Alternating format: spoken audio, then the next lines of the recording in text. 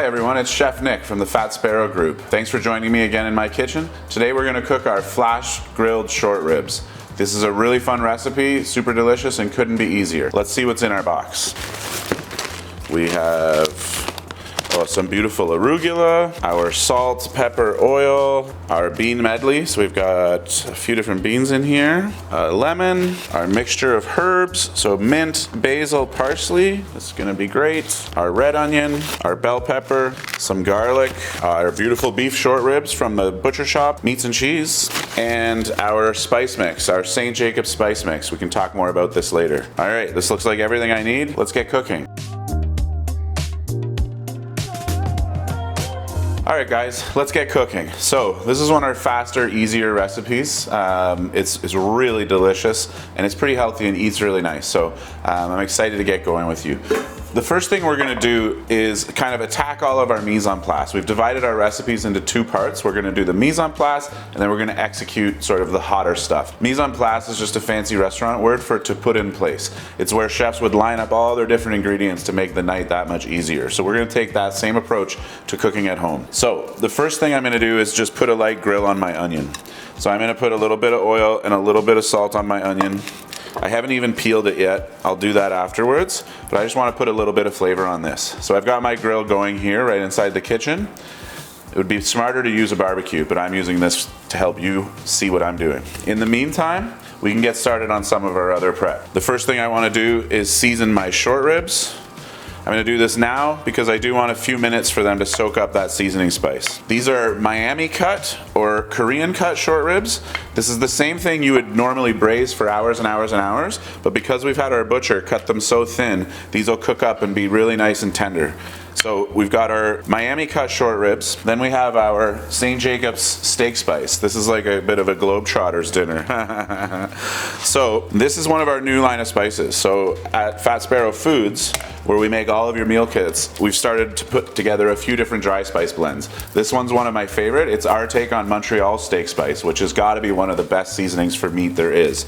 We put a couple of extra things in here to keep it local, keep it St. Jacobs, and give us a sort of flair that we love. You guys are getting a smaller packet of this, but I highly recommend you look for this on our website. It's delicious, along with a whole bunch of others. So there's a little bit of salt in this mix, but not much, so you can be pretty liberal with it. That's the whole thing about these spice mixes for me, is we keep the sodium low, so you can really kind of cake them on and just get those flavor overloads. Love it. Beef short ribs are full of tons of natural beef flavor because of the cut, because there's so much connective tissue and a good amount of fat.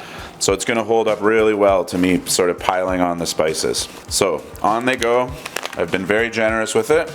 And then I'm gonna take about half of my oil, maybe a little less, and I'm just gonna put a little bit on these guys, just enough to kind of give them a bit of a coating.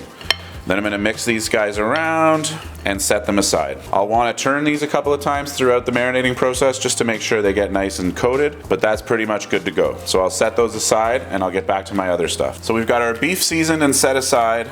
I'm going to pull this onion off. I'm not trying to cook it or anything like that. I just wanted to put a bit of flavor on it, sort of soften the spiciness of those raw onions just a tiny little bit. So I've got it nice and charred up. You'll be surprised how much flavor that's going to impart. I'll set this aside for a second so it can cool before I peel it and chop it. So next, let's get into some more knife work. We've got our red pepper. We're just gonna take off the seeds, and then we'll take off the membrane.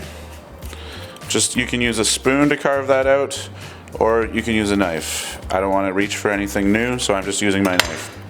Just want to pop that out and get all the seeds out.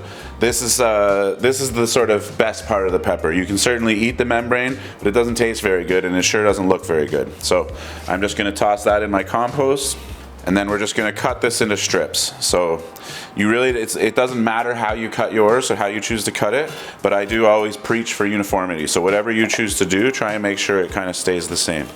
So I'm just going to do a nice little julienne of mine. And then my onion and my pepper are headed for the same place eventually, so I'm just going to do the julienne of that at the same time. So I've peeled off the skin of the onion. This is the same onion we lightly grilled, and now I'll just do the same cut as I did to my red pepper. Again, if you want to dice it or do anything differently, by all means, but I like mine sliced up. It's going to match really well with the arugula later and be a nice contrast to the shape of the beans. I'm gonna put this right into the bowl that I'll eventually mix my salad in. Next, we're gonna deal with our lemon. I've given this guy a good wash. We do wash all the produce before we send it to you, but I do recommend you give these things a second wash, especially things as porous as lemons. We're gonna use the zest of this guy. Before I get into doing that, I am gonna give it a bit of a rub. Rubbing your citrus helps you juice it after the fact. It just kind of bruises all the cells inside. So this recipe, we're zesting it, so obviously we zest things before we juice them. It would be hard to do it reverse. If you don't have a zester like this, you can use the finest holes of your vegetable peeler, your cheese grater, or you can use your vegetable peeler to cut and then cut them into strips a second time. But these rasps or microplanes work really well. They don't tend to go too deep. If you use your peeler, be really careful you're not going into the white. The white of all citrus fruit is quite bitter, as I'm sure you know. So I've got my zest in there. The next thing I'm gonna do is my juice. I can combine it for this recipe because it's going to the same place. So do be mindful you're not gonna get any seeds in there. Once you cut it in half, if you see any seeds, just pop them out. And then I'm just gonna juice it right into the palm of my hand to catch the rest of those seeds. If you don't trust your hand, use a strainer. Alternatively, you could do this in a separate bowl. That way you can kind of pull the seeds out after the fact. A fork makes a really good helper for juicing citruses too, but I've got these hands that were just meant for stuff like this, so I skipped the fork. You can see how bruising the lemon ahead of time really helped me get those juices out. Lemon zest, lemon juice, set it aside. Next step, let's mince our garlic. So I've showed you guys this. If you've watched any of the other videos, I've showed you this a few times. First, I'm gonna take off the little bottoms. Those were pretty big. They're not always that big, so I don't always bother, but they were that time. So the best way to chop garlic, and this works almost every single time, unless you want something sliced or a different cut, but you just put one under your knife, put your knife flat on the board, and then give it a good smack. So into our bowl goes that garlic. The next thing I'm gonna do, because we're making my famous green sauce, is take all of our herbs, and we're gonna chop those up. So some of these herbs I don't want the stem of, the mint, the basil, I'm gonna pick it off of its stem. The parsley, I don't mind the stem so much, so unless they're really big chunks of stem, I'll leave that in there. Into the compost goes my stems. If you're the type to make stock at home, then just keep something in your fridge and you can always be adding this to it. Stems of herbs make really good stock additions. So then the next thing I'm gonna do is just take all of my herbs with no sort of, I don't care the order, I'm rolling them all up into a nice little bundle, and then I'm just gonna start by chiffonading them, and then I'll go back over and give them a quick chop after that. So what I mean by chiffonade is I'm just rolling them up so they're kind of tight and layered, and then I can cut really thinly. That way I've kind of, in my first chop, I've taken care of almost cutting the thing down immediately. With herbs, you don't want to bruise them too much, so I don't want to be overdoing it with my knife the way I did with the garlic, because they're just going to sort of lose some of that freshness. With garlic, the more you mush it together and the more you work it like that, the spicier it gets, which in this case I really want it to be spicy, but with these herbs I want them to maintain a bunch of their freshness. So not going over them over and over again with the knife is going to be helpful. So you can see with that first cut, I've got these nice little shredded ribbons, and then with my second cut I'll just go over and give them a quick chop. Perfect. Those can go into the bowl with my garlic. And then to finish off our famous Nick's green sauce, we're just gonna add a little bit of extra virgin olive oil. When I say a little bit, I mean a fair amount. We're gonna add the rest. This recipe isn't really a recipe, it's just those 4 really important things: garlic, salt, some really nice fresh herbs, and some really nice oil. If you want to use hazelnut oil, avocado oil, grapeseed oil, there's a million different oils you could use here. Just make sure it's a good quality oil. And then with the herbs, same thing. Use anything from your garden. I've got a really nice mix of basil, mint, and parsley here. That's kind of my trifecta, but a little oregano. You can throw a ton of different things in there. We're just looking for a really nice fresh bite. So I've got my nice green sauce here. This will sort of let out some more of its liquid as it sits, and I'm just gonna set this aside. All right, so we've finished our mise en place. I've got everything in its place. I gave myself a quick tidy up, and we're ready to kind of get on to cooking. So the first thing I'm gonna do now that we're cooking again is to sort of make up our salad. So The salad dressing is actually just a repetition of some of the flavors we've already got going. I'm gonna toss in my lemon juice and lemon zest. I'm just gonna mix it right in with my onions and peppers because I know ultimately it's all going there.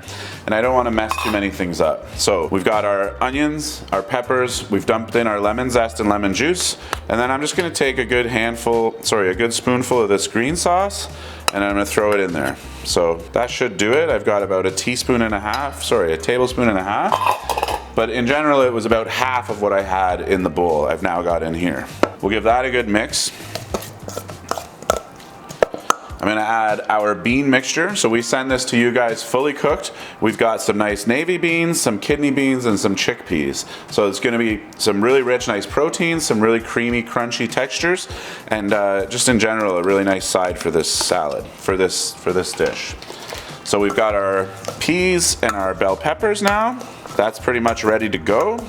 I'm gonna give this a taste to make sure it's where I want it to be, because the only thing left to add is our arugula, and I know how that's gonna taste. So I'm gonna check this for seasoning.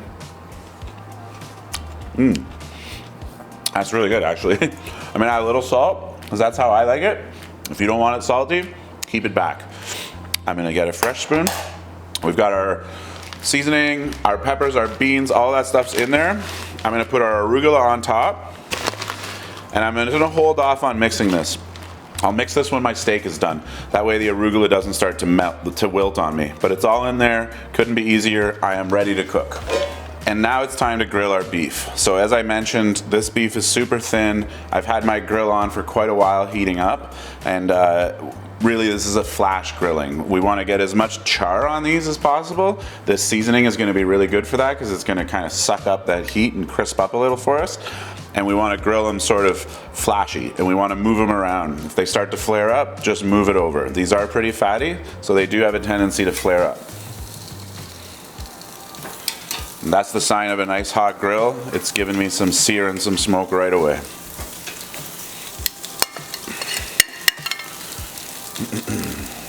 So they're already grilling nicely. You can see my grill marks. You can also see the fat in that meat just starting to bubble and activate right away.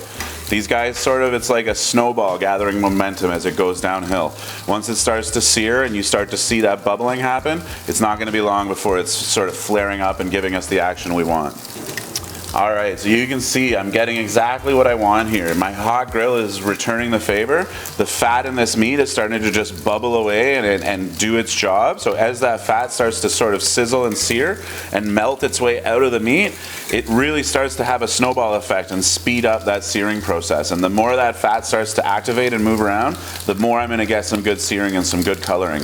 If you don't have a good set of hood fans, I do recommend you do this outside. All right, as promised, these don't take long at all. Once you've got your grill hot like this, it is a fast process. So I've got these cooked through to about medium rare. I'm gonna pull them off the grill, rest them for a minute, and we'll go to the plate. All right, so our beef ribs are off. They're nice and rested. They don't take long. This isn't a big steak or big roast, but just a chance for them to cool for a quick second.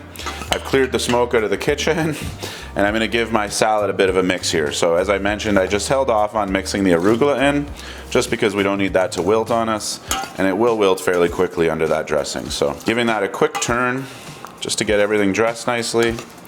I know that my seasoning is already on target there, so I'm not gonna re-season. Arugula brings that really nice pepperiness. It's good on its own, just a little olive oil. Beautiful, colorful salad. Let's just put a big old pile of that in the middle of the plate. I'm gonna leave a little bit of room to one side, just for some fancy chef plating, so you can see my green sauce later. So I'm gonna do this up family style, and this will be for me and Nat to share. So, we've got our salad plated. Next, we'll get our ribs cut. Just to cut our ribs, you don't have to cut them if you don't want to, but I do like to cut them just so they're kind of single sized. So just cut between the rib bones and right through that meat. And then just kind of set those off on the side of our salad. That salad it's arugula, and it's beans, and it's peppers, so it'll hold up to a little bit of the heat. In fact, it'll even develop some more flavors. So I'm gonna kind of plate some of my ribs right on top of my salad like that. As I mentioned, this is a beautiful sort of medium rare. And then we're just gonna drizzle our green sauce around that plate. So I'm gonna take some of my green sauce that we made earlier. I'm just gonna kind of sprinkle that on top of my beef short ribs. Let the heat from those short ribs sort of melt that oil. You can see it already just kind of cascading down the ribs. You can't smell it, but you probably will in a few minutes when you get cooking your own. The freshness, the spiciness of that garlic, it's just the best. Cannot wait to dig into this. So there you have it. Our beautiful grilled beef short ribs, cut Miami style or Korean style. We've crusted them in our amazing aromatic St. Jacobs steak spice, which we're really proud of. We've got our lovely, healthy, summery, beautiful salad, and then that Nick's famous green sauce that I just love, and I want you guys to learn that recipe, play with that recipe, and put it on everything. I'm gonna dig into these. Thanks a lot for joining me in the kitchen. Thank you for supporting Fat Sparrow, and we'll see you next time in the kitchen. Cheers.